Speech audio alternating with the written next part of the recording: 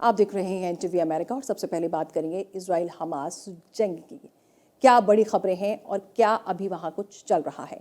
आपको बता दें कि पिछले 24 घंटे में वहां पर देखा जाए पैलेस्टीन में अब तक 700 जी हाँ 700 से ज़्यादा लोगों की जान चली गई है।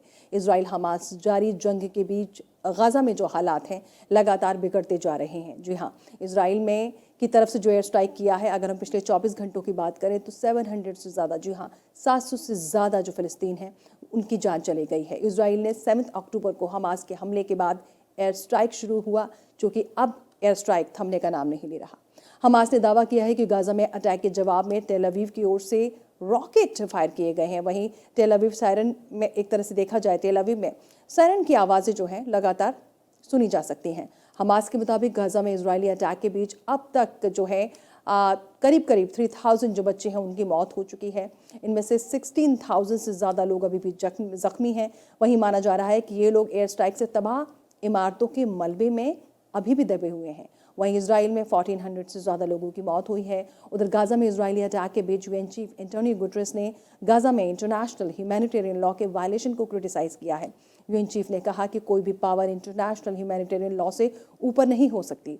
हालांकि यूएन चीफ के स्टेटमेंट पर यूएन ने इजराइल के रिप्रेजेंटेटिव ने एक तरह से ऑब्जेक्शन करते हुए रिजाइन की मांग कर दी। वहीं गाज़ा इजराइल वॉर के बीच फ्रांस के प्रेसिडेंट इमानुएल मैक्रो ने इजराइल वहाँ पर पहुंचे, जहां उन्होंने इजरायली पीएम नेतन्याहू से खास मुलाकात की और टेररिज्म को जॉइंट एनिमी यानी दुश्मन बताया। इजराइल को फ्रांस का पूरा सपोर्ट यहाँ पर मिलता हुआ नजर आ रहा है। आपको बता दें कि जिस तरीके से 24 घंटों में लगातार देखा गया है इजराइल की तरफ से अटैक हो रहे हैं, गाज़ा बिल्कुल तबाही के मोड़ पर नजर आ रहा है। तो गाज़ा में इजराइल एयर स्ट्राइक जो है लगातार जारी है। इसके साथ ही यहाँ जो कैजुअलिटीज़ हैं या जो घायल हैं उनका नंबर लगातार बढ़ता जा रहा है। इजराइल ने गाज़ा पर 400 से ज़्यादा स्ट्राइक किए हैं। आप अंदाज़ा लगाइए कि वहाँ पर क्या हालात हो सकते हैं। दिखा रहे हैं हम आपको इन तस्वीरों के माध्यम से, इन तस्वीरों के ज़रिए। कई लोग इसमें मारे जा चुके हैं। धमाके किस तरीके से हो रहे हैं, किस तरीके से ब्लास्ट हो रहा है, ये आप देख सकते हैं। इजरायली एयर स्ट्राइक में गाज़ा की कई बिल्डिंग्स जो है डिमोलिश हो गई हैं, पूरी तरीके से तबाह हो गई हैं। कई लोग अब भी बिल्डिंग्स के मलबे में दबे हुए हैं। सदर्न गाज़ा के खान यूनिस में एक 4 स्टोरी बिल्डिंग जो है एयर स्ट्राइक के बाद पूरी तरीके से ध्वस्त हो गई, धराशायी हो गई। बताया जा रहा है कि इस बिल्डिंग में करीब 32 लोग मौजूद थे। वहीं मेडिकल फैसिलिटी है वो भी लगभग पूरी तरीके से बंद हो गई हैं। फूड जो है वो ख़त्म हो रहा है, फ्यूल ना के बराबर है और पानी का भी क्राइसिस लगातार बना हुआ है। अब इजरायली टैंक्स और आर्टिलरी भी गाज़ा में एक्टिव हो गए हैं। मतलब एयर स्ट्राइक के साथ साथ ग्राउंड अटैक ने गाज़ा के सिविलियंस के सर्वाइवल को और भी ज़्यादा मुश्किल बना दिया है।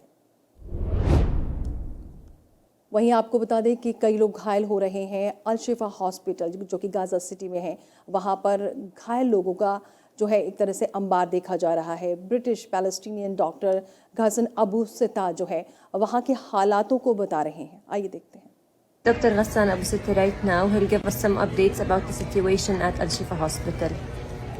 So over the last 24 hours, I think Shifa has received over 400 wounded from the intense bombing that's been going on in areas close to the hospital and in Gaza City. These 400 have completely overwhelmed an already drowning health system. Yesterday, a lot of the times we had very little electricity, and the killing continues. I'm at Al Nasser Hospital right now. There are 8 premature babies in the NICU room and around 10 other premature babies in the baby-friendly room. According to the Ministry of Health, the hospital is expected to work for the upcoming 48 hours. Literally, the lives of these babies depend on electricity and fuel.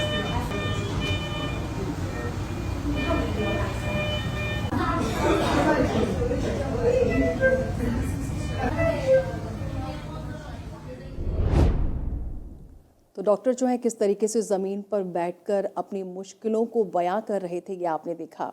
कई reporters जो हैं कोशिश कर रहे हैं Gaza में जाकर वहाँ पर रिपोर्टिंग करने की। ऐसे ही एक जो रिपोर्टर हैं वो वहाँ पर पहुँची और डॉक्टर से ख़ास बातचीत की। हालात देखकर अंदाज़ा लगाया जा सकता है कि हालात कितने ज़्यादा बिगड़ चुके हैं। गाज़ा में जारी जंग के बीच ह्यूमैनिटेरियन एड जो है वो पहुंचाई तो जा रही है, लेकिन उसके लिए बहुत ज़्यादा परेशानियां आ रही हैं। ह्यूमैनिटेरियन स्टाफ के लिए अब काम करना बहुत मुश्किल हो रहा है। गाज़ा में फूड मेडिसिन की कमी से जो हालात हैं और भी ज़्यादा बिगड़ रहे हैं। गाज़ा में जारी जंग के बीच बेशक जो है बॉर्डर तक रिलीफ डिलीवर हो गई है, लेकिन इसे आगे ज़रूरतमंदों तक पहुंचाना उतना भी आसान नहीं है। एक तरफ चेक पॉइंट्स पर इजराइल ने जो शर्तें लगा दी हैं, उससे भी एड पहुंचने में काफ़ी दिक्कतें हो रही हैं, जो सामान है उसको पहुंचाने में परेशानी हो रही है। दूसरी तरफ बिना सीज फायर के ह्यूमैनिटेरियन एड का डिस्ट्रीब्यूशन एक मेजर चैलेंज है कि आखिर उसको डिस्ट्रीब्यूट कैसे करें, क्योंकि यहाँ लगातार बम्बार्डिंग हो रही है, बम गिर रहे हैं, स्ट्राइक हो रही है, कभी भी कहीं से भी रॉकेट गिर जाता है। ऐसे में ह्यूमैनिटेरियन जो स्टाफ है और जो डिप्लोमेट्स हैं जो वहाँ पे काम कर रहे हैं अलग अलग ऑर्गेनाइजेशंस के, उनके लिए काम करना बहुत मुश्किल हो रहा है। यही वजह है कि ह्यूमैनिटेरियन एड के डिस्ट्रीब्यूशन में लगातार डिले हो रहा है और इजिप्ट बॉर्डर पर अब भी कई ट्रक्स एड को लिए हुए हैं, जिनमें काफ़ी जो मेडिसिन हैं, खाने का सामान है, कपड़े हैं, ये सब हैं। उसके बावजूद भी जो ट्रक्स हैं वहाँ पर खड़े हुए हैं कतार में। इधर गाज़ा में ऐसे हालात हैं, उसे देखते हुए जल्द से जल्द ज़्यादा से ज़्यादा ह्यूमैनिटेरियन एड पहुंचाने की बेहद ज़रूरत है, क्योंकि यहाँ फूड, मेडिसिन जैसी बेसिक जो ज़रूरत की चीज़ें हैं उसकी भी भारी किल्लत देखने को मिल रही है। अबीरा इत्तेफा जो कि रीजनल स्पोक्सपर्सन हैं वर्ल्ड फूड प्रोग्राम की, वो क्या कुछ कह रही हैं, आइए देखते हैं।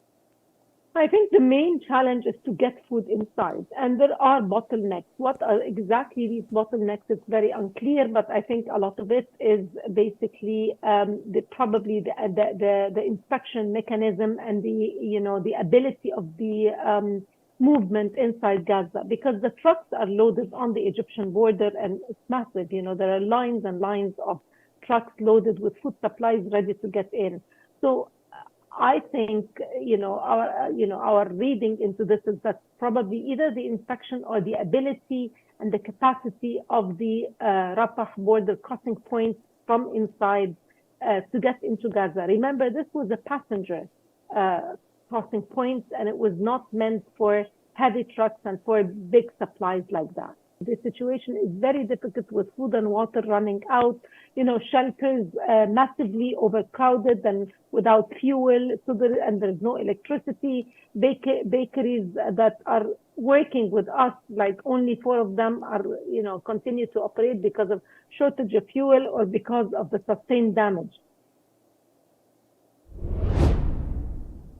तो गाज़ा की हर तस्वीर, जो वहाँ के हालात हैं, वो हम आप तक पहुँचा रहे हैं। इजराइल में क्या कुछ हो रहा है वो भी हम आपको पहुँचा रहे हैं, सारी खबरें कि किस तरीके से हमास की तरफ से अटैक हो रहा है। वहीं नॉर्दर्न वेस्ट बैंक में क्या हालात हैं, ये देखेंगे।